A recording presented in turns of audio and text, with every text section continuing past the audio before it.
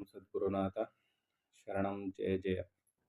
ಓಂ ಸಚ್ಚಿದಾನಂದ ಶರಣಂ ಜಯ ಜಯ. ಎಲ್ಲರಿಗೂ ನನ್ನ ನಮಸ್ಕಾರಗಳು. ಜ್ಞಾನೇಶ್ವರಿ ಗೀತಾಮೃತ ಕೃಷ್ಣ ಪರಮಾತ್ಮನು 4 ವಿಧದ ಭಕ್ತರುಗಳನ್ನು ವಿವರಣೆಯನ್ನು ಕೊಡ್ತಾ ಇದ್ದ. ಅದರಲ್ಲಿ ಜ್ಞಾನಿ ಭಕ್ತನು ದೇಹಧಾರಿಯಾಗಿದ್ದರೂ ಕೂಡ ಆತನೇ ಸಾಕ್ಷಾತ್ ಪರಮಾತ್ಮನು ಅಂತ ನಾನು ಆವೇಶದಿಂದ ಹೇಳ್ತಾ ಇದ್ದೀನಿ ಅಂತ ಇಲ್ಲಿ ಹೇಳ್ತಾನೆ. ಪ್ರೇಮದ ಆವೇಶದಿಂದ, ಸುಮ್ಮನೆ ಆವೇಶದಿಂದ ಅಲ್ಲ, ಪ್ರೇಮಭರಿತವಾದ ಆವೇಶದಿಂದ ಹೇಳ್ತಾ ಇದ್ದೀನಿ. ಆತನೇ ನಿಜವಾದ ಪರಮಾತ್ಮ, ಅವನ ದೇಹಧಾರಿಯಾಗಿದ್ದರೂ ಕೂಡ ಅಂತ ಕೃಷ್ಣ ಹೇಳ್ತಾ ಇದ್ದಾನೆ. ಇತರರು ಕೇವಲ ಸ್ವಕಾರ್ಯ ಸಿದ್ಧಿಗಾಗಿಯೇ ನನ್ನ ಭಕ್ತರಾಗಿ ನನ್ನನ್ನು ಅನುಸರಿಸುವರು. ಅವರು ಸ್ವಂತ ಕೆಲಸ ಆಗಬೇಕಾಗಿರುತ್ತೆ, ಅದಕ್ಕಾಗಿಯೇ ಅವರು ನನ್ನನ್ನು ಅನುಸರಿಸ್ತಾರೆ. ಯಾರು? ಆರ್ತಿ ಆಗ್ಬೋದು, ಅರ್ಥಾರ್ಥಿ ಆಗ್ಬೋದು. ಇಲ್ಲಾಂದರೆ ಪರಮಾತ್ಮನ ಅವಶ್ಯಕತೆ ಇರೋದಿಲ್ಲ ಅವ್ರಿಗೆ. ಅವರ ಸ್ಮರಣೆ ಪೂಜೆ ಏನು ಬೇಕಾಗಿಲ್ಲ ಅವ್ರಿಗೆ. ಯಾಕಂದರೆ ಅವ್ರಿಗೇನು ಕೆಲಸ ಆಗಲಿಲ್ಲ ಅಂದರೆ, ಅವ್ರ ಕೆಲಸ ಆಗಬೇಕಾಗಿರೋದ್ರಿಂದೇ ಪರಮಾತ್ಮನ ಧ್ಯಾನ ಅವ್ರಿಗೆ. ಆದರೆ ಇಂತಹ ಭಕ್ತರಲ್ಲಿಯೂ ಪ್ರೀತಿಗೆ ವಿಷಯವು ನಾನು ಮಾತ್ರವೇ ಆಗಿರುವೆನೆಂದು ತಿಳಿಯುವಾತನೇ ಜ್ಞಾನಿಯು. ಈಗ ವಿಷಯ, ಈಗ ಒಂದು ಹಣ್ಣು, ಅದು ವಿಷಯ ವಸ್ತು, ಅದನ್ನು ಇಂದ್ರಿಯಗಳ ಮೂಲಕ ಅನುಭವಿಸಬೇಕು. ಆ ವಿಷಯ ವಸ್ತು ಯಾವುದು ಅಂದರೆ, ಈಗ ಈ ಭಕ್ತರುಗಳಿಗೆ ವಿಷಯ ವಸ್ತು ಯಾವುದು? ಪರಮಾತ್ಮನೇ. ಮಾವಿನ ಹಣ್ಣು ತಿಂಡಿ, ಸಿಹಿ ತಿಂಡಿ, ಮಾವಿನ ಹಣ್ಣು ಭೋಗಿಸ್ತಕ್ಕಂಥ ವಸ್ತುಗಳು ಇರುವ ಯಾವುದ್ಯಾವುದು ಇದೆಯಲ್ಲ, ಅವೆಲ್ಲ ವಿಷಯ ವಸ್ತುಗಳು. ಇಲ್ಲಿಯೂ ಕೂಡ ಯಾವ ಭಕ್ತನೇ ಆಗಲಿ ತನ್ನ ಅನುಕೂಲಕ್ಕಾಗಿಯೇ ಅವನು ಒಂದು ಇದನ್ನು ಭಕ್ತಿಯನ್ನು ನೆಪದಲ್ಲಿ ಬೇಡಿದ್ರು ಕೂಡ, ಆದರೆ ವಿಷಯ ವಸ್ತು ಯಾವುದಪ್ಪ ಅಲ್ಲಿ ಅಂದರೆ ಪರಮಾತ್ಮನೇ ಆಗಿರ್ತಾನೆ. ಆ ಥರ ಯಾರು ತಿಳ್ಕೊಂಡಿರ್ತಾರೋ ಅವನೇ ನಿಜವಾದ ಜ್ಞಾನಿ. ಈಗ ಆರ್ತಿ ತನಗೊಳ್ಳೇದಾಗಲಿ ಸಂಕಟ ಬಂದೈತೆ ಅಂತ ತಿಳ್ಕೊಂಡು ಯಾರನ್ನು ಬೇಡ್ತಾನೆ? ಏನೂ ಗುರ್ತಿಲ್ಲದೆ ಇರೋದನ್ನು ಏನೋ ಬೇಡಕ್ಕೆ ಹೋಗೋದಿಲ್ಲ, ಪರಮಾತ್ಮ ದೇವರೇ ಅಂತ ಬೇಡ್ತಾನೆ. ಆ ವಿಷಯ ವಸ್ತು ಯಾವುದು? ಅಲ್ಲಿ ವಿಷಯ ವಸ್ತು ಪರಮಾತ್ಮನೇ ಆಗಿರ್ತಾನೆ.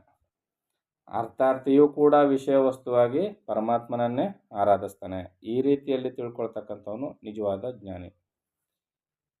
ಶ್ರೀಕೃಷ್ಣನು ಈ ರೀತಿ ಹೇಳಿದ್ದು ಮಿಥ್ಯವಲ್ಲ. ಇದು ಮಿಥ್ಯ ಅಲ್ಲ, ಇದು ಹೇಳಿದ್ದು. ಜನರು ಹಾಲಿನ ಪ್ರಯೋಜನಕ್ಕಾಗಿ ಹಸುವನ್ನು ಆಶ್ರಯಿಸಿ ಅದನ್ನು ತನ್ನ ಆಶಾಪಾಶದಿಂದ ಕಟ್ಟಿ ಹಾಕುತ್ತಾರೆ. ಹೌದಾನೆ? ಜನಗಳು ಹಸುವಿನ ಹಾಲಿಗೋಸ್ಕರ ಹಸುವನ್ನು ಪ್ರೀತಿ ಮಾಡ್ತಾರೆ ಮತ್ತು ಕಟ್ಟಿ ಹಾಕಿ ಪಾಲನೆ ಪೋಷಣೆ ಮಾಡ್ತಾರೆ. ಇದರ ಕರುವು ಸಹ ತನ್ನ ತಾಯಿಯ ಮೇಲಿನ ಪ್ರೇಮದ ದೆಸೆಯಿಂದ ಬಂಧಿತವಾಗಿರುತ್ತದೆ.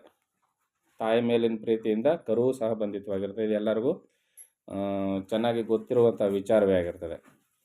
ಜನರು ಹಾಲಿನ ಬಯಕೆಗಾಗಿ ಹಸುವನ್ನು ಪೋಷಿಸಿ ತಮ್ಮದೆಂದೇ ಬಹು ಮಮತೆಯಿಂದ ರಕ್ಷಿಸುತ್ತಾರೆ. ಆದರೆ ಅವರ ಹೆಚ್ಚಿನ ಪ್ರೇಮವು ಹಾಲಿನ ಮೇಲೆಯೇ. ಹಸುವಿಗೆ ಸಹ ತನ್ನ ಪೋಷಕರ ಮೇಲೆ ಬಹು ಪ್ರೀತಿ, ಆದರೆ ತನಗಾಗಿ ಬಂಧಿತವಾಗಿರುವ ತನ್ನ ಕರುವಿನ ಮೇಲೆ ತೋರಿಸತಕ್ಕ ಪ್ರೀತಿ ಅತಿ ವಿಲಕ್ಷಣವಾಗಬಹುದು. ಹೇಗೆಂದರೆ, ಹಸುವಿನ ಪೋಷಕರ ಪ್ರೀತಿ ಹಾಲಿಗಾಗಿ, ಕರುವಿನ ಪ್ರೀತಿ ತಾಯಿಗಾಗಿ.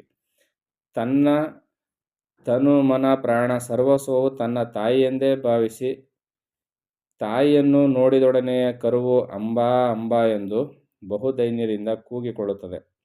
ತನ್ನನ್ನೇ ಸರ್ವಸ್ವವೆಂದು ನಂಬಿರುವ ತನ್ನ ಕರುವಿನ ಕೂಗನ್ನು ಕೇಳಿದ ಹಸುವು ತನ್ನ ಏಕಾಂತ ಪ್ರೀತಿಯನ್ನು ದೃಷ್ಟಿಯ ಮೂಲಕವೇ ತೋರಿಸಿ ಅದು ಕೂಡ ಅಂಬಾ ಅಂಬಾ ಎಂದು ಹೂಂಕರಿಸಿ ಪ್ರತಿಧ್ವನಿಗೂಡಿಸುತ್ತದೆ.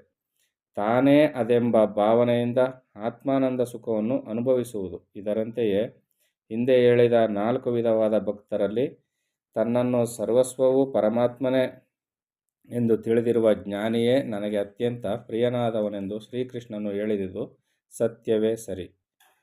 ಇಲ್ಲೇನು ಹೇಳ್ತಾ ಇದ್ದಾರೆ? ಇಲ್ಲಿ ಆರ್ತಿ ಅರ್ಥಾರ್ಥಿಗಳು, ಅದಕ್ಕೆ ಒಂದು ಉದಾಹರಣೆಯನ್ನು ಕೊಟ್ಟರು. ಆರ್ತಿ ಮತ್ತು ಅರ್ಥಾರ್ಥಿ ಏನು ಮಾಡ್ತಾರೆ? ಅವರಿಗೆ ಲಾಭ ಆಗಬೇಕು, ಅದರಿಂದ ಹಸುವನ್ನು ಕಟ್ಕೊಂಡಿರ್ತಾರೆ. ಹಸುವಿಗೆ ಚೆನ್ನಾಗಿ ಪಾಲನೆ ಪೋಷಣೆ, ನಾನಾ ಥರದ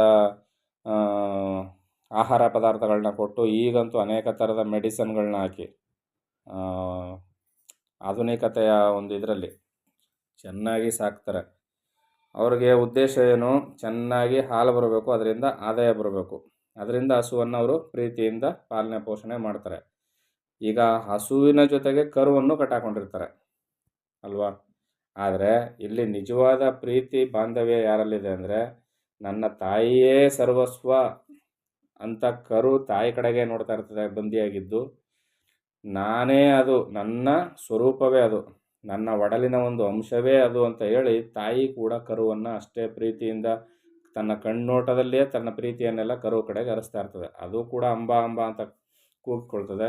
ನಾನು ಇಲ್ಲೇ ಇದ್ದೀನಿ ಅಂತ ಹಸುನು ಕೂಡ ಅಂಬಾ ಅಂಬಾ ಅಂತ ಕರು ಮೇಲೆ ಪ್ರೀತಿಯನ್ನು ತೋರ್ತದೆ.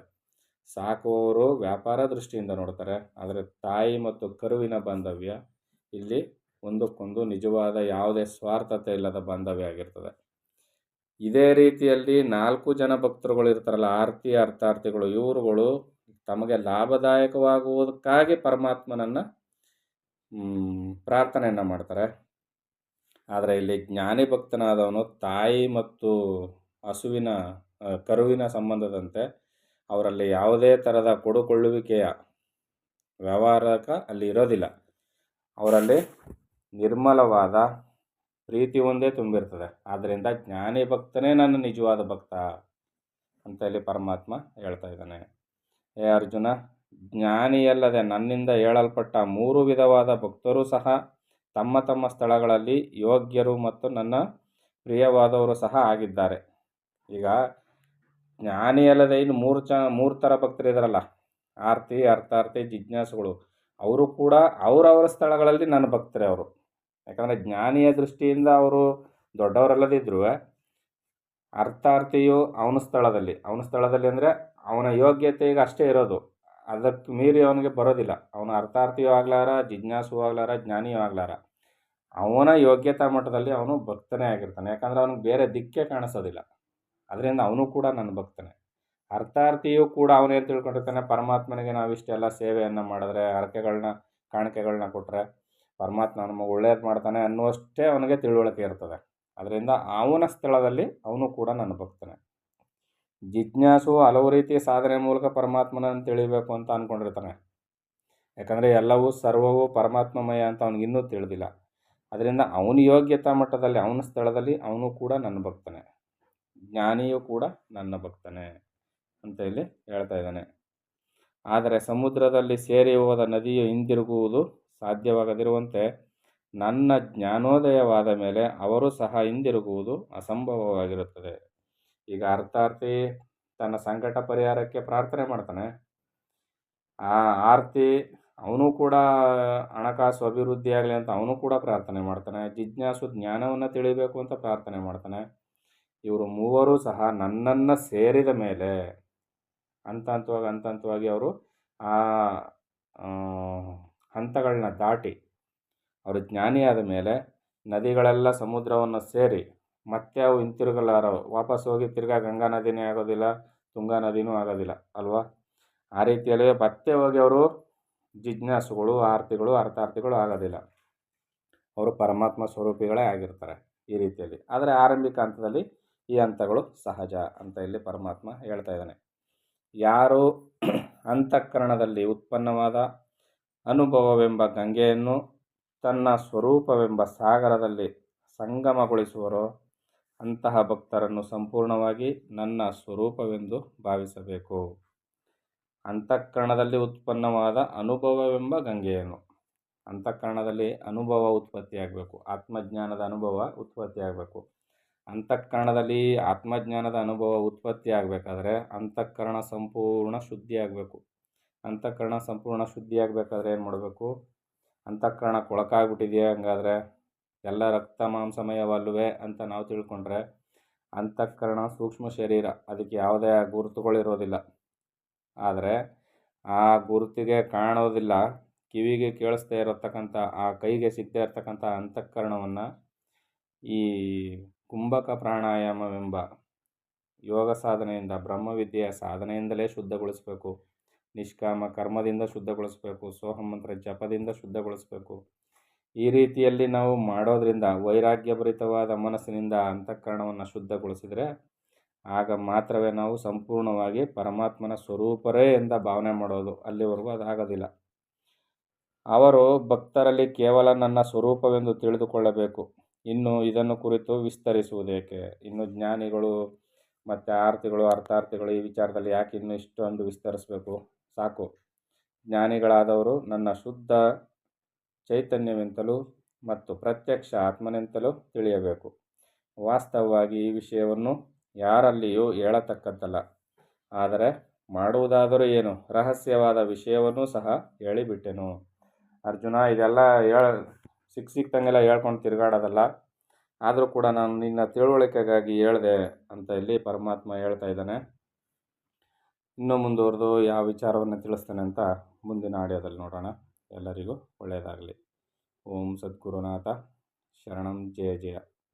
ಓಂ ಸಚ್ಚಿದಾನಂದ ಶರಣಂ ಜಯ ಜಯ. ಹರಿ ಓಂ ತತ್ಸತ್. ಹರಿ ಓಂ ತತ್ಸತ್. ಹರಿ ಓಂ ತತ್ಸತ್.